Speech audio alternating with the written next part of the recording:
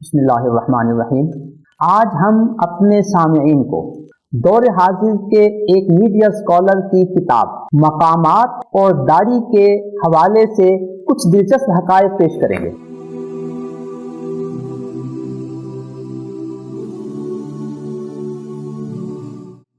وہ اپنی کتاب مقامات میں صفحہ 238 پر لکھتے ہیں، داڑھی سے متعلق آپ کی نصیحت کا صحیح محل یہی تھا، مگر لوگوں نے اسے داڑھی بڑھانے کا حکم سمجھا۔ کیا میں اور آپ اس عبارت کو سمجھنا چاہیں گے نا کہ وہ لوگ کون ہیں؟ نبی اکرم صلی اللہ علیہ وسلم کے اس داڑھی بڑھانے کے حکم کے سب سے پہلے مخاطبین کون ہیں؟ یقیناً حضرات صحابہ ہیں۔ تو حضرات صحابہ کرام رضوان اللہ تعالی علیہم اجمعین نے داڑھی رکھی تھی یا نہیں؟ کیا آپ کوئی ایک صحابی ایسا بتا سکتے ہیں کہ جو داڑھی مڈاتا ہو؟ اگر نہیں تو صحابہ نے اس حدیث سے داڑھی بڑھانے کا حکم سمجھا اور اس پر عمل کیا۔ صحابہ کرام کے بعد حضرات تابعین نے، تبع تابعین نے، 300 سال کے علماء نے جو خیر القرون ہیں، انہوں نے ان احادیث سے کیا حکم سمجھا؟ اسے داڑھی بڑھانے کا حکم سمجھا یا داڑھی کٹانے اور منڈانے کا حکم سمجھا؟ کیا آپ 300 سال کے صحابہ، تابعین، تبع تابعین، ائمہ، علماء، صلحاء، اولیاء، فقہاء، صوفیاء میں سے کوئی ایک ایسی شخصیت پیش کر سکتے ہیں کہ جو امت کی مسلمہ شخصیت ہو اور وہ داڑھی مڈاتی ہو اور اس نے یہ صراحت کی ہو کہ یہ داڑھی دین نہیں ہے، یہ داڑھی بڑھانے کا حکم نہیں ہے؟ عجیب سی بات ہے۔ آپ کن لوگوں کو کہہ رہے ہیں؟ آپ داڑھی کی حیثیت کو کم کرنے کے لیے یہ کسی ایسے عام سے لوگوں کے بارے میں تاثر دے رہے ہیں، لوگوں نے داڑھی بڑھانے کا حکم سمجھا۔ یار جنہوں نے سمجھا وہ کون لوگ تھے؟ ذرا یہ تو بتاؤ۔ اگر وہ صحابہ ہیں، اگر وہ تابعین ہیں، اگر وہ تبع تابعین ہیں، اگر وہ ائمہ ہیں، علماء، صلحاء، اولیاء، فقہاء، صلحاء، محدثین ہیں اور انہوں نے اس کو سمجھا دین کا حکم، تو یہ لوگ ہمارے لیے معیار اور سٹینڈرڈ ہیں؟ یا آپ 14ویں صدی کے ایک میڈیا اسکالر ہمارے لیے سٹینڈرڈ ہیں کہ ہم نے آپ کی بات کو دین کے حوالے سے تسلیم کرنا ہے؟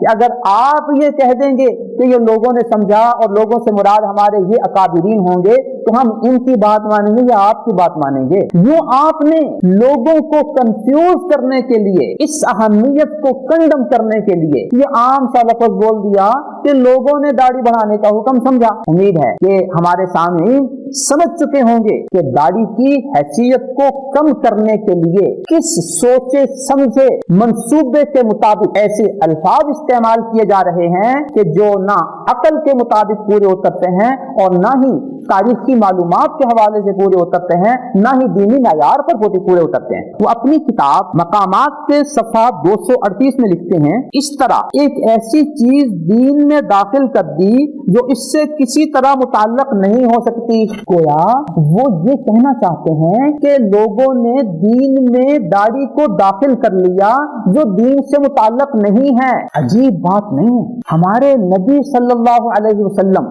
جن کا ہم نے کلمہ پڑھا ہوا ہے، لا الہ الا اللہ محمد الرسول اللہ، وہ تو اس کا حکم دیں، وہ تو اس کو دین میں داخل کریں اور ہمارے موصوف میڈیا اسکالر اس کو دین سے خارج کریں اور یہ کہیں کہ یہ دین کا حکم نہیں ہے، تو ہمارے نبی اس کو دین میں داخل کر رہے ہیں اور یہ اس کو خارج کر رہے ہیں اور لوگوں کو کنفیوز کر رہے ہیں کہ اس طرح ایک ایسی چیز دین میں داخل کر دی جو اس سے کسی طرح متعلق نہیں ہو سکتی۔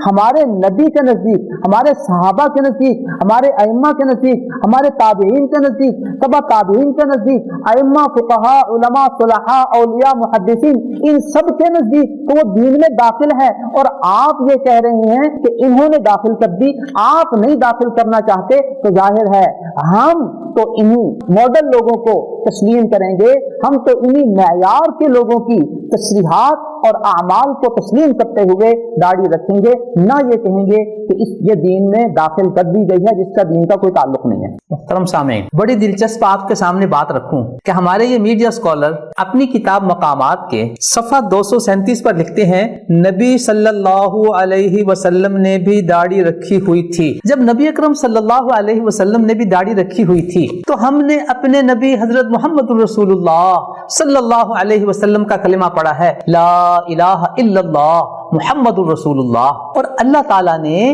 نبی اکرم صلی اللہ علیہ وسلم کو ہمارے لیے نمونہ ماڈل قرار دیا ہے۔ لقد کان لکم فی رسول اللہ اسوۃ حسنہ، نبی اکرم صلی اللہ علیہ وسلم ہمارے لیے اللہ تعالیٰ کی طرف سے نمونہ ہیں، قدوہ ہیں، ماڈل ہیں، اسوہ ہیں۔ تو ہمیں نبی اکرم صلی اللہ علیہ وسلم کی اتباع میں داڑھی رکھنی چاہیے، اسے داڑھی کا حکم سمجھنا چاہیے اور اپنی شکل کو نبی اکرم صلی اللہ علیہ وسلم کی طرح کرنا چاہیے۔ یا نبی اکرم صلی اللہ علیہ وسلم داڑھی رکھنے کو مسلمانوں کا شعار قرار دے رہے ہیں، مسلمانوں کی علامت قرار دے رہے ہیں، اور ارشاد فرما رہے ہیں کہ داڑھی بڑھاؤ، مونچھیں کٹاؤ، اور داڑھی رکھ کر مونچھیں کٹا کر مشرکین کی مخالفت کرو۔ تو خالف المشرکین کا جب لفظ استعمال فرما رہے ہیں تو گویا معیار یہ قرار دے دیا کہ داڑھی رکھنا یہ مسلمانوں کا شعار، اور کفار و مشرکین کی مخالفت، اور داڑھی نہ رکھنا یہ مشرکین کی مشابہت۔ دوسرا لفظ کا استعمال فرمایا خالف المجوسا، داڑھی رکھ کر مونچھیں کٹا کر مجوس کی مخالفت کرو۔